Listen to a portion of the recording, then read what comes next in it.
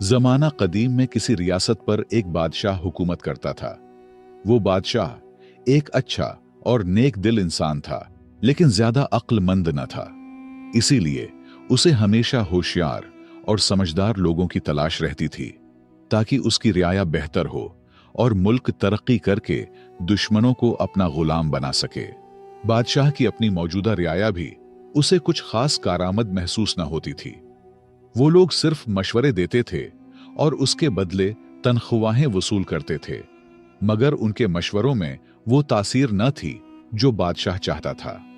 ये सोच अक्सर उसे बेचैन रखती। एक दिन बादशाह ने इसी उलझन से निजात के लिए अपने दरबारियों के साथ जंगल की सैर का इरादा किया। शायद कुदरत ही उसे किसी जवाब तक ले जाए। बादशाह जंगल पहुंचे और खूब सैर व तफरीह के बाद वापसी का सफर शुरू किया, तो रास्ते में उनकी नजर एक अजीब मंजर पर पड़ी। एक शख्स एक बड़े दरख्त के नीचे बैठा हुआ था और वो खुद से बातें कर रहा था, जो दूर से पागल और अजीब सा लग रहा था। ये देखकर बादशाह रुक गए। उनके दिल में ख्याल आया कि या तो ये शख्स पागल है या फिर गैर मामूली जहानत का मालिक, जो अपनी ही दुनिया में गुम रहता है। तजस्सुस के मारे बादशाह अपने दरबारियों समेत उस शख्स के करीब जा पहुंचे और उससे गुफ्तगू शुरू कर दी। वो शख्स बज़ाहिर आधा पागल लगता था, लेकिन उसकी बातों में एक अजीब कशिश थी। बादशाह ने नरमी से सवाल किया, ऐ नौजवान, क्या तुम पागल हो जो खुद से बातें कर रहे हो? ये पागल बादशाह की पूरी सल्तनत बचाएगी, इस बात का किसी को गुमान तक नहीं था।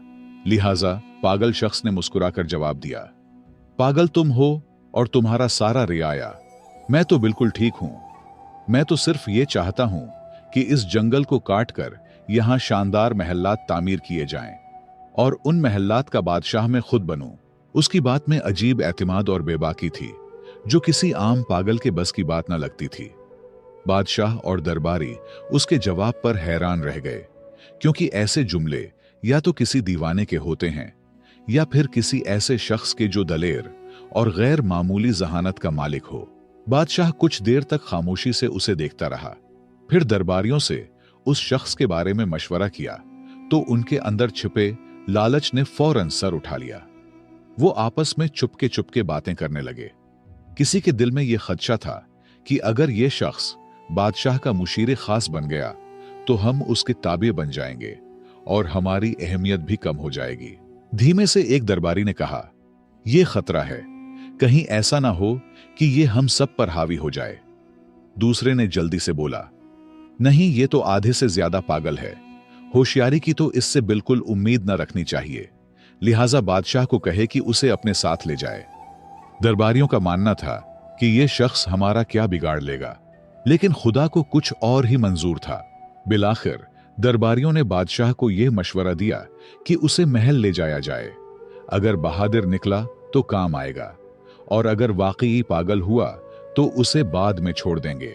बादशाह ने दरबारियों की राय पर अमल करते हुए बिस्मिल्लाह कहा और कुछ दबाव डालकर उस शख्स को अपने साथ चलने पर आमादा कर लिया। मगर रास्ते में अचानक उस शख्स ने घोड़े को दूसरी सिम्मत मोड़ दिया और कोशिश की कि भाग जाए। बादशाह और उसके दरबारी फौरन उसके पीछे लगा दिए। ताक़ब करते हुए वो उसे दोबारा काबू में ले आए और उसी रास्ते से महल की जानिब रवाना हो गए। जैसे ही वो महल पहुंचे तो हैरत अंगेज तौर पर वहां लोगों की भीड़ जमा थी। सब खुशी से नारे लगा रहे थे और बादशाह को मुबारकबाद दे रहे थे। बादशाह और उसके दरबारी ये देखकर हैरान रह गए और पूछा, ये किस बात की मुबारकबाद है? लोगों ने बताया, बादशाह सलामत, जिस रास्ते से आप सैर के लिए गए थे वहां दुश्मन की भारी फौज घात में बैठी थी, जबरदस्त असलहे के साथ। हमें तो यकीन हो गया था कि आप कभी वापस नहीं आएंगे। यह सुनकर सबकी आंखों में हैरत, शुक्र और फिक्र की मिली जुली कैफियत नुमायां थी। लोगों ने फिर खुशी से कहा, बादशाह सलामत, आप तो बहुत होशियार निकले, आपने रास्ता बदल लिया। बादशाह ने खामोशी से उस पागल शख्स की तरफ देखा और दिल में सोचा कि यह शख्स वाकई मामूली नहीं, कुछ खास है। फिर उसने दरबारियों की तरफ मुतवज्जे होकर हुक्म दिया, जल्दी करो, इस शख्स के लिए एक बेहतरीन कुर्सी तैयार करो, आज से ये मेरे साथ रहेगा। दरबारी, जो पहले ही दिल में डरे हुए थे, फौरन बोल पड़े, बादशाह सलामत, ये शख्स तो पागल है, ऐसा ना हो कि आपको नुकसान पहुंचा दे। आपके साथ तो हम जैसे अक्लमंद लोगों को होना चाहिए। मगर बादशाह ने उनकी बात को रद्द करते हुए संजीदगी से कहा, नहीं, यह शख्स तुम सबसे ज्यादा ज़हीन है। चुपचाप होकर हमें खतरनाक दुश्मन से बचाया। यह होता है ज्यादा ज़हीन लोगों की निशानी। अगर यह ना होता तो तुम में से किसी को खबर भी ना होती कि रास्ते में दुश्मन घात लगाए बैठा है। हमारी सलामती इसी की होशियारी की बदौलत है। यह सुनकर पागल मुस्कुराया और फख्र से बादशाह के पहलू में रखी कुर्सी पर बैठ गया। मगर इस लम्हे से महल में एक नया तनाजा जन्म लेने लगा। दरबारी, जो सदियों से नस्ल दर नस्ल उन कुर्सियों पर बैठते आए थे, किसी सूरत ये गवारा न कर सके कि एक अजनबी, और वो भी पागल कहलाने वाला, उनके बराबर आ बैठे। वो दिल ही दिल में जलने लगे और उस शख्स के खिलाफ साजिशों का जाल बनने लगे। लेकिन जिसे अल्लाह ताला इज्जत अता करे, उसे दुनिया की कोई ताकत गिरा नहीं सकता। इज्जत व जिल्लत का इख्तियार सिर्फ उसी के हाथ में है। ये कहानी सुनकर आपका अल्लाह की कुदरत पर यकीन और भी पुख्ता हो जाएगा। अल्लाह बादशाह को गिराकर फकीर बना सकता है और पागल को बादशाह बना सकता है। और जब वो किसी को बुलंद करना चाहे तो दुनिया की सारी साजिशें नाकाम हो जाती हैं। दरबारियों की साजिशें, उनका हसद और मुखालफत उस पागल को इज्जत कैसे देता है, आइए जानते हैं। एक दिन सुबह जब महल में दरबार सजा हुआ था, रियाया के चंद अफराद आगे बढ़े और उस शख्स के पास पहुंचे जिसे सब पागल कहा करते थे। अदब से बोले, भाई साहब, आप पर सलामती हो, हम आपसे कुछ जरूरी बात करना चाहते हैं। रियाया ने बात करते हुए कहा, भाई साहब, आपको हमारे बादशाह के उसूलों और दरबारी आदाब का कुछ अंदाजा नहीं।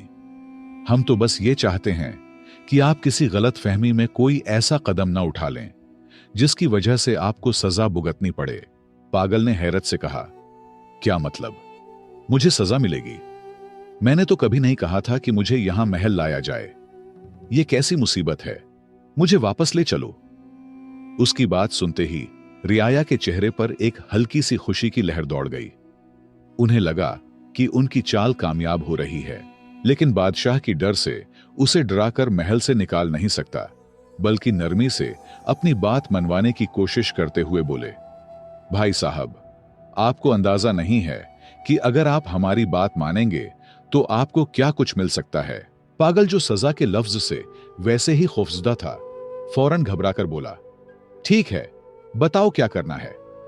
मौका देखकर एक मुशीर, जो खुद बादशाह का करीबी मुशीर खास था और जिसकी कुर्सी अब उस पागल के जेर कब्जा थी, आगे बढ़ा और मौकारी से बोला, हमारे दरबार की रिवायत है कि दरबार का आगाज तभी होता है जब कोई शख्स बादशाह को थप्पड़ मारे या कोई ऐसा अमल करे जिससे दरबार बेदार हो जाए। पागल, जो अक्ल से बिल्कुल पैदल था, वो फौरन बोला, अरे ये तो कोई बड़ी बात नहीं, थप्पड़ किया, मैं तो बादशाह को लात भी मार सकता हूं। रियाया ने उसकी बेवकूफी पर हंसी छिपाते हुए उसे शाबाशी दी और खुशी से मजीद उकसाया, जब बादशाह कुर्सी पर बैठे तो तुम जाकर उसकी गर्दन पर जोरदार थप्पड़ रसीद करो, फिर देखना बादशाह इतना खुश होगा कि तुम्हें ढेर सारे इनामात से नवाजेगा। पागल ने भूलपन से बात मान ली। जब अगले दिन दरबार लगा और बादशाह तख्त पर बराजमान हुआ तो पागल निहायत सादगी से आगे बढ़ा और एक जोरदार थप्पड़ बादशाह की गर्दन पर दे मारा। इस जोर से बादशाह का ताज दूर जा गिरा, लेकिन जैसे ही ताज जमीन से टकराया, उसके नीचे से एक खतरनाक बिच्छू निकल आया। बादशाह फौरन चौंक कर खड़ा हुआ और उसे यह समझते देर न लगी कि अगर वो ताज सर पर रख लेता तो बिच्छू उसे काट लेता। शुक्रगुजारी से भरे दिल के साथ बादशाह ने पागल को सीने से लगा लिया। बादशाह ने पागल को सीने से लगाते हुए खुशी से कहा, मेरे अजीजों, ये सिर्फ एक शख्स है जो मुझसे सच्ची मोहब्बत रखता है। अगर ये मुझे थप्पड़ न मारता तो आज शायद मेरा आखिरी दिन होता। बादशाह के हुक्म पर पागल के लिए एक शानदार दावत का एहतिमाम किया गया और साथ ही उसे एक खूबसूरत महल भी इनाम में दे दिया गया। रियाया, जो पहले ही उससे हसद में मुब्तला थे, अब और भी परेशान हो गए। उनके दिलों में खौफ बैठ गया कि अगर यूं ही सिलसिला चलता रहा तो ये पागल उन सब की कुर्सियों का वारिस बन जाएगा। चुनांचा वो आपस में सरगोशियां करने लगे। यार, ये बंदा तो बहुत तेजी से ऊपर जा रहा है, कुछ करना पड़ेगा, वरना हमारी सब इज्जतें और रुतबे खत्म हो जाएंगे। दूसरी तरफ वो आधा पागल दिल ही दिल में सोच रहा था, ये रियाया तो वाकई बड़े सच्चे और हमदर्द लोग हैं। देखो कितना जबरदस्त मशवरा दिया था। खुशी खुशी उसने दिल में फैसला कर लिया कि अब से जो भी ये लोग कहेंगे वही मानूंगा। अगले दिन रियाया दोबारा मशवरा करके उस पागल के महल पहुंचे। वो सब अंदर से तप रहे थे, मगर जाहिरी चेहरों पर मुस्कुराहट सजाए बैठे थे। एक मुशीर ने नरमी से बात शुरू की, भाई साहब, कल की तरकीब कैसी लगी? अगर आप थप्पड़ न मारते तो बादशाह आप पर शक करता और शायद आपको सजा भी हो जाती। पागल, जो अब इत्मीनान से महल में रह रहा था, मुस्कुराकर बोला, हाँ बिल्कुल, आप लोग बहुत अच्छे हो, आपकी तरकीब ने मेरी किस्मत बदल दी। रियाया ने मौका गनीमत जाना और अगला जाल बिछाया। लेकिन यह तो सच है कि जिसे अल्लाह रखे उसे कौन चखे। जितना मर्जी आपके खिलाफ कोई साजिश करे, लेकिन अगर तुम सच्चे हो और अल्लाह तुम्हारे साथ है तो कोई कुछ नहीं बिगाड़ सकता। रियाया ने पागल को मुखातब करते हुए कहा, अब एक और बात सुनो। सुबह जब दरबार लगे और बादशाह कुर्सी पर बैठने लगे तो तुम फौरन उसकी कुर्सी पीछे से खींच लेना। देखना, तुम्हें आधी बादशाहत मिलेगी। यह काम आसान नहीं, लेकिन तुम तो बहादुर हो, कर लोगे। पागल जल्दी से बोला, एक क्या, मैं तो 2 कुर्सियां भी खींच सकता हूं। रियाया हस्बे मामूल उसे शाबाशी देते हुए रुखसत हुए और सुबह दरबार में वही हुआ जिसकी उन्होंने पागल को करने को कहा था। जैसे ही बादशाह तख्त पर बैठने लगा, पागल ने मौका देखकर कुर्सी पीछे खींच ली, मगर बादशाह ने खुद पर काबू रखते हुए गिरने से पहले संभल कर खड़ा हो गया। जब उसने पीछे मुड़कर देखा तो हैरान रह गया कि कुर्सी का एक पांव अंदर से पहले ही टूट चुका था। बादशाह ने फौरन पागल की तरफ देखा, उसे गले लगाया और बुलंद आवाज में सबके सामने कहा, देखो ये शख्स कितना होशियार और वफादार है। अगर ये ना होता तो मैं कुर्सी समेत जमीन पर गिरकर जख्मी हो जाता। फिर उसे तमगा इम्तियाज देकर अपने फौज का जर्नेल मुंतखब कर दिया और दरबार में एक बार फिर उसकी बहादुरी की दाद दी गई। ये देखकर रियाया सर पकड़कर रह गए। वो जो हर बार उसे गिराने आते, उसी की इज्जत में इजाफा होता रहा। अब वो तंग आकर एक दूसरे से कहने लगे, यार ये कैसी मुसीबत है। हम तो चाहते हैं कि उसे सजा हो, बादशाह नाराज हो और वो फांसी चढ़े, मगर ये हर बार बाजी मार जाता है। अब मामला हाथ से निकलता देखकर मुशीरों ने एक गहरा मंसूबा बनाया, ऐसा मंसूबा जो पूरी सल्तनत को हिलाकर रख सकता था। सबने मिलकर फैसला किया कि वो पड़ोसी बादशाह से खुफिया राब्ता करेंगे, उसे जंग पर उकसाएंगे और वादा करेंगे कि हम तुम पर हमला करेंगे। लेकिन बादशाह को इत्मीनान दिया गया कि रियाया सब आपके साथ है, सब हम संभालेंगे, बस तुमने सिर्फ हमारे जर्नील को मारना है, बाकी सब कुछ हम पे छोड़ दे। रियाया ने यह साजिशी खत भेजा और दूसरी बादशाहत की जांच पड़ताल के बाद वो राजी हो गया। अब रह गई सिर्फ एक बात, अपने बादशाह को जंग पर आमादा करना। चुनांचा रियाया ने अपने चंद आदमी जख्मी कर लिए और बादशाह के सामने आकर कहने लगे, बादशाह सलामत, हम कब तक सब्र करें? अगर कल आपको कुछ हो गया तो पूरी सल्तनत रोएगी। दुश्मन हमला आवर हो रहा है, हमें अभी फैसला करना होगा। मुख्तसर ये कि बादशाह ने जंग की ढूल बजा दी और अपने फौज को रियाया समेत जंग के लिए रवाना कर दिए। अब लश्कर का सिपा सालार पागल है, लेकिन सब मिलकर भी पागल का कुछ नहीं कर सकता, सिर्फ पुष्ट पीछे हंस रहे थे। जब वो दुश्मन मुल्क की सरहद पर पहुंचे तो वहां की फौज पूरी तैयारी के साथ मौजूद थी। दोनों जानिब की अफवाज जब जंगल में दाखिल हुए तो पागल ने हुक्म दिया, सब रुक जाओ, सबसे पहले मैं बादशाह से खुद लड़ूंगा। चूंकि वो कमांडर था, पूरी फौज रुक गई। पागल ने जोर से आवाज दी, ए बादशाह बाहर आ। दुश्मन बादशाह आया और दोनों जंगल के बीचों बीच आमने सामने खड़े हो गए। अचानक एक खूंखार शेर झाड़ियों से निकला और दुश्मन बादशाह पर हमला कर दिया। पागल, जो असल में सिर्फ तलवार चलाना चाहता था, दिल में कोई जाती दुश्मनी नहीं रखता था, फौरन आगे बढ़ा और शेर से लड़ने लगा। एक सख्त जंग के बाद उसने शेर को मार गिराया और बादशाह को जख्मी हालत में उठाकर लाया। दुश्मन बादशाह खून से लथपथ था, लेकिन जिंदा बच गया। अपनी फौज को देखकर इस बादशाह ने कहा, नहीं, लड़ाई नहीं होगी। मैं उस कमांडर को माफ करता हूं, उसने मेरी जान बचाई है। यह निहायत बहादुर और होशियार शख्स है। हम जंग नहीं चाहते। हां, जो रियाया उसके साथ आए थे उन्हें गिरफ्तार करके कैद में डाल दो। यह सुनकर पागल ने फौरन तलवार निकाली और गर्ज कर बोला, खबरदार, अगर किसी एक मुशीर को हाथ लगाया तो। बादशाह ने उसकी वफादारी देखकर दिल ही दिल में कहा, क्या कमाल का बंदा है, दुश्मनों को बचाता है और खुद को भूल जाता है। अब पागल का चर्चा पूरी रियासत में होने लगा। उसकी बहादुरी और सच्चाई ने सबके दिलों को जीत लिया। यहां तक कि बादशाह ने उसे अपनी बेटी के निकाह में दे दिया। रियाया, जो पहले ही अंदर से जले बैठे थे, ये मंजर देखकर चुप तो रहे, लेकिन हर कदम पर जिल्लत का बदला उनका मकसद बन गया। अब तो दोनों रियासतें एक बनने लगे। दोनों की दुश्मनी दोस्ती में बदल गई। लेकिन रियाया ने एक और नया जाल बनने का फैसला किया। एक दूसरे से कहने लगे, अगर इस पागल को हमने न रोका तो कल हम सब उसके गुलाम बन जाएंगे। उसे खत्म करना जरूरी है। सबने एक जबान होकर हां कर दी। लेकिन उनमें एक बूढ़ा मुशीर भी था, तजर्बाकार और दिल का नर्म। उसने बड़ी कमाल की बात कर दी। वो उठा और निहायत संजीदगी से बोला, दोस्तों, मेरी बात गौर से सुनो। दुनिया में हर शख्स को अल्लाह ने एक खास मकाम, हैसियत और सिफत अता की है। और याद रखो, जिसे अल्लाह इज्जत देता है, दुनिया की कोई ताकत वो इज्जत छीन नहीं सकती। अगर तुमने उसे मार भी दिया तो याद रखो, उसकी इज्जत और भी बढ़ जाएगी। और अगर तुम ये समझ रहे हो कि उसके मरने से तुम्हें तुम्हारी खोई हुई कुर्सी वापस मिल जाएगी, तो तुम धोखे में हो। एक दिन सच सामने आ जाएगा और तुम सब अपने अंजाम को पहुंचोगे।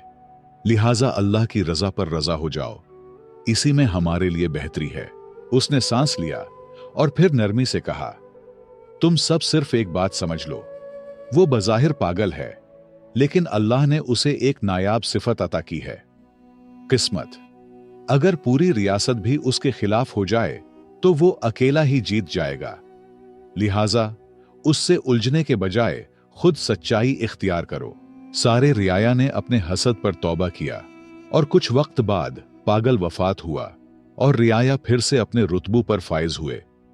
तो दोस्तों, ये कहानी बज़ाहिर एक फनी कहानी लगती है, लेकिन इसमें एक हकीकी सच छुपा है जैसे हमें तस्लीम करना होगा, और वो है सच्चाई, किस्मत और अल्लाह का करम।